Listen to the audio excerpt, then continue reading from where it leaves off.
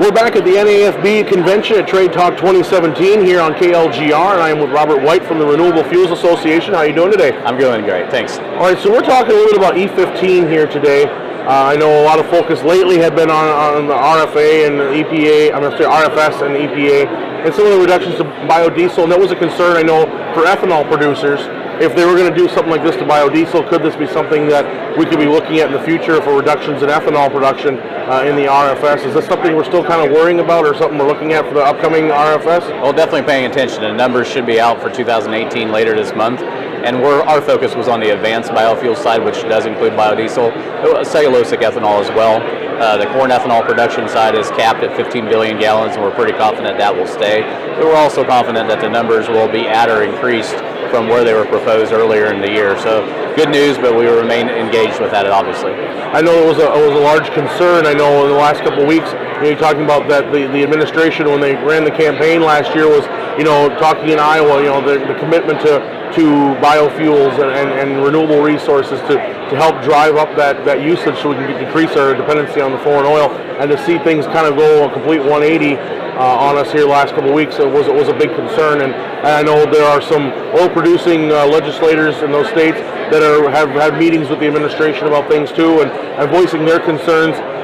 What kind of message are we trying to get to the administration that this is still a viable thing to be pushing, and trying to keep them on that promise they made during the campaign last year? Well, we've held the president pretty accountable for ethanol specifically. As the campaign trail led on, he was continually supportive of the renewable fuel standard and ethanol generally.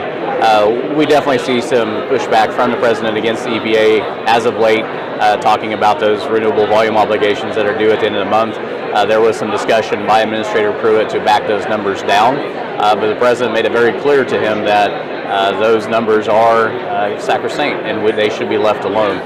So we expect them to stay the same, if not increase, at the end of the month for 2018. And if the RFS is enforced as intended by Congress, we expect those numbers to yet increase again in 2019. And that's important because the demand drivers of the RFS really lend to the credibility of the capital investment and how important that is as we move forward. Cellulosic ethanol is important to us. We have a lot in the corn industry looking at that technology or already embracing it. They need that demand factor out of the RFS to make that work. Now, as we shift gears here just a little bit, some good news, at least for the corn producers in the state of Minnesota. We were talking just before we started the interview here. Minnesota's kind of got a little bit of a feather in their cap as far as ethanol and E15 here in our state. You want to tell us a little bit about what's going on there? Sure. The Minnesota Biofuels Association just released, I believe last week, that Minnesota is leading the nation in E15 stations, a little over 200 now.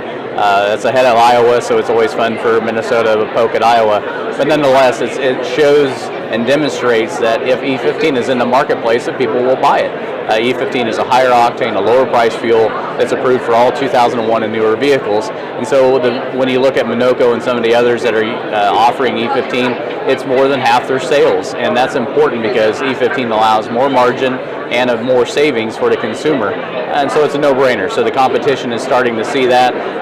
They see that they have to compete with a product that's a nickel or more cheaper than the regular unleaded. And so that pushes their investment as well because they have to compete.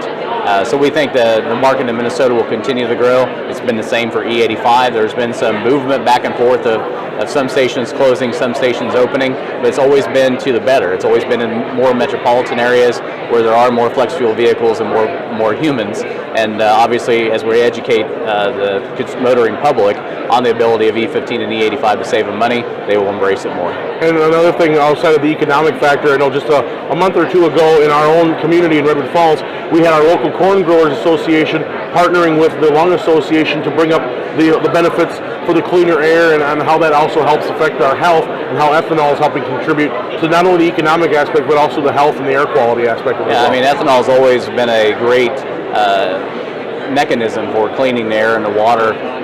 Gasoline is not a very clean substance. It's laced with several carcinogens, and it's important that as we look to the future, we look to clean up our air emissions, we look to clean up any possibilities of water contaminations, whether that's surface water or underground water.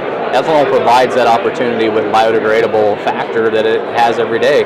And then the more important issue is that it's renewable, something we can make over and over again. And whether that's in Minnesota or California or Florida, it's important that ethanol remains a viable component of our fuel system.